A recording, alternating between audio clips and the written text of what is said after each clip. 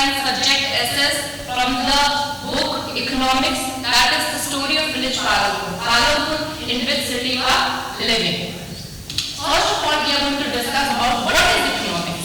Why is the need of studying economics? Economics means, what is meaning of economics? Economics means economy, means related to money, related to finance. So the use of economics is related to money. Money, economy. Because this is a new topic, economics, so we have to know what is economics. First of all, we will discuss what is economics, and then we will go further to the first chapter. Economics means related to money or economy. Economics word is originated from the word economy, and economy is related to money. Now we go to the first chapter, that is the story of village Palanpur. It is a very interesting topic and you are going to enjoy it. First we come to the introduction. Palanpur is well connected with neighboring villages and towns. Raiganj, a big village, is 3 kilometers from Palanpur, and all-weather road connects to the village to Rajganj and further on to the nearest small town of Shahpur. Many kinds of transport are visible on this road, starting from bullock carts, tongas, bogies, loaded with jaggery and other commodities, to motor vehicles like motorcycles, jeeps, tractors and trucks. Now we have here weather roads which are connecting the village Palanpur to Raiganj and further to the nearest small town of Shahpur. Now many types of transport are used on this road. Whatever transport, the bullock carts, means the belgaris, tongas, bogies. Now what are bogies? Bogies are the wooden cart which are drawn by the buffaloes. Loaded with jaggery. Jaggery, we all know that what is the meaning of jaggery is good. And other commodities to motor vehicles like motorcycles, jeeps, tractors and trucks. This village has about 450 families belonging to several different castes. Now if we know that in a city, if any city, the different type of people which belong to different castes, the 80 upper caste families own the majority of land. Now the 80% of the villagers which live in Palanpur are the majority of land which it has.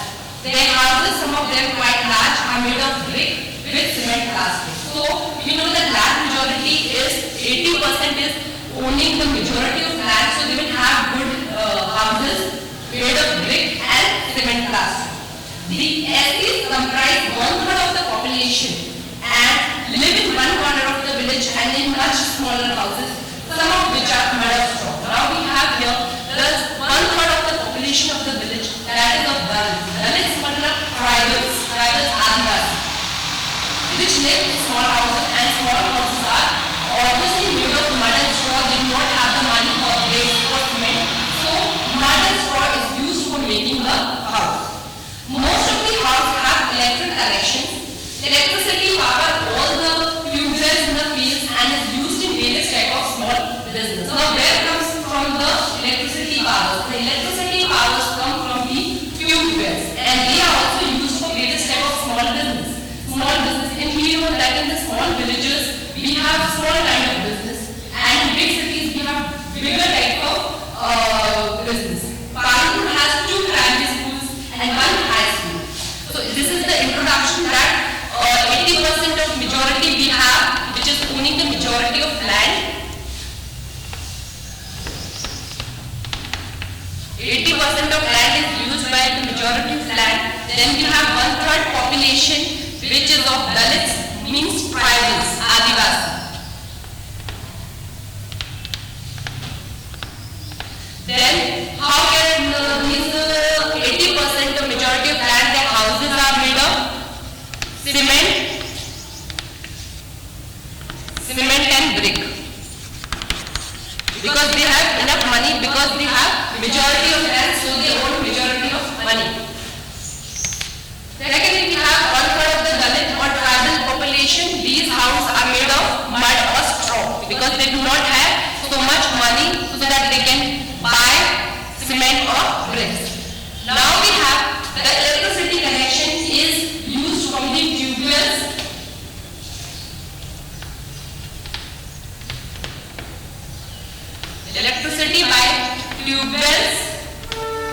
And these electricity powers are also used for smaller business and they are used for connections too. Now we have two primary schools,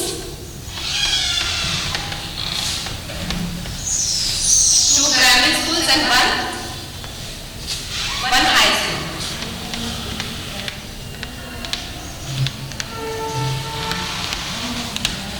So this is a short introduction. The 80% majority of land, houses of cement and brick, 1/3 population, we have Dalit or tribal land. Houses are made of mud and straw. Then we have the electricity consumption which is used for connections and for smaller business which is provided to us by the tube.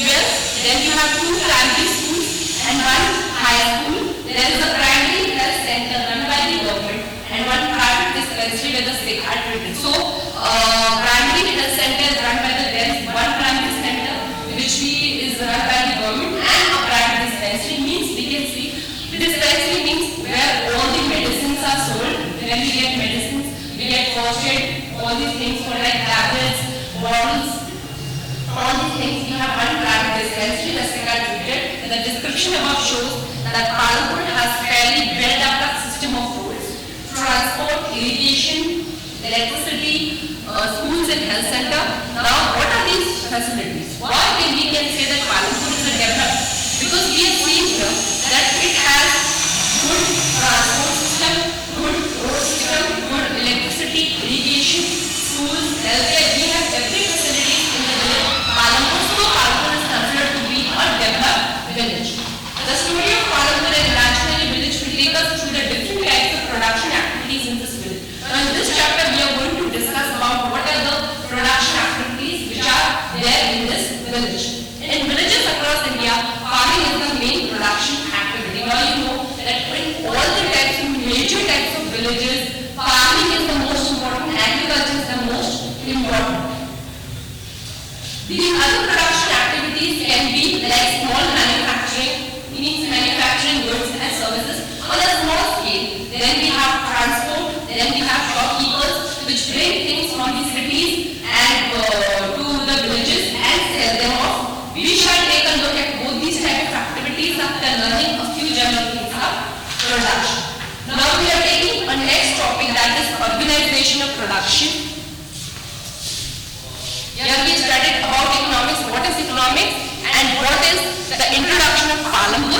Now we are going to take production, organization, how to organize production. And what factors are used for the organization of production. First of all, the aim of production is to produce goods and services that we want. We want in a daily use everything. There are four requirements for production of goods and services. Now for the good production, for the organization of production, there are four factors which are dependent. The first requirement is land, means and other natural resources like water, forest, minerals. Obviously, if you are setting up an industry or setting up a factory, then you need a land. So the first most important is the land. First is land and the natural resources like water, soil, all these things come in this first requirement, that is land. Because if you are setting up any industry, if you are making your houses, if you are working it, you need a land, right? Then second requirement is labor. Now why labor is the second requirement? Labor is the second requirement because if you want to do production of some good, you need people to work on it. You need people to work on the machines so that good products, services can be provided to you. So second requirement is the labor. Other activities, some production activities require higher educated workers to perform the necessary tasks. Now this will not only labor, but sometimes we need educated workers too, so that they can make the production of any good or services comfortable. Then other activities require each worker who can do manual work. Each worker is providing the labor necessary for production. Then we have the third requirement. The third requirement is the physical capital.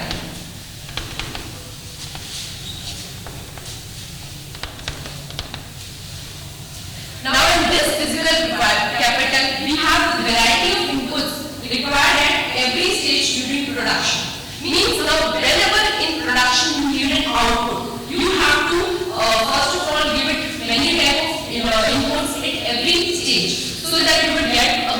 output. What are the items that come under physical capital? Now, what can be the items? The items can be, first can be the tools, machines, buildings. If we need good production, we need good tools, good machines and good buildings. Tools and machines range from very simple tools such as farmers grow to sophisticated machines such as generators, turbines, computers.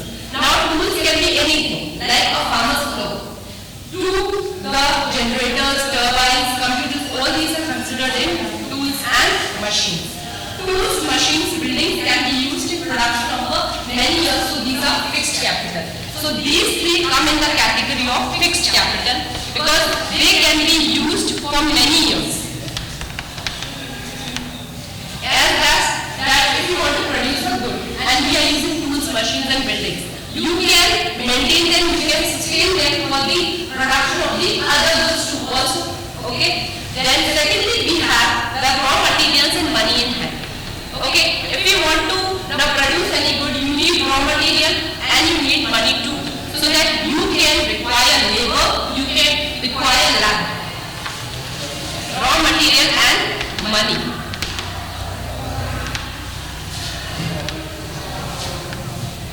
Raw material and money. Production requires a variety of raw materials such as the yarn used by the weaver and the clay used by the potter. Example, we can say if a potter wants to make a pot, then he uses clay, so that's the raw material. If a weaver want to weave something, it needs yarn, so the raw material for the weaver is the yarn. Also some money is always required during production to make payments and buy other necessary items. Now, as we know that raw materials, tools, machines, all are important. But these are important because of money. For the help of money, we can buy tools, machines, we can buy raw materials. Raw materials and money in hand are coming as working capitals. As working capital means,